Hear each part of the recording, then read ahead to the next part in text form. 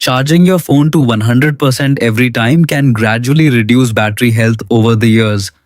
Samsung's battery protection feature helps extend your battery's lifespan by stopping charging at a selected percentage. Follow these steps to enable it.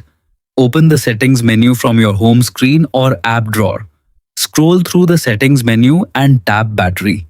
This section includes battery usage, charging settings, and battery protection options. Find and select battery protection.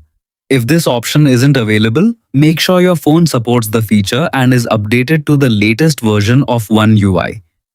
Tap the toggle switch at the top of the screen to enable the feature.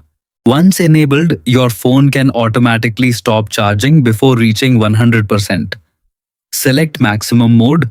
This mode is designed to reduce battery aging by limiting the maximum charging percentage, making it the best choice for long-term battery health.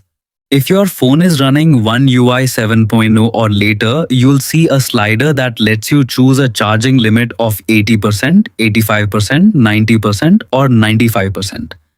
80%, best for maximum battery lifespan. 85%, great balance between battery health and daily use. 90%, ideal if you need a little extra battery throughout the day. 95%, nearly full capacity while still reducing battery wear compared to charging to 100%.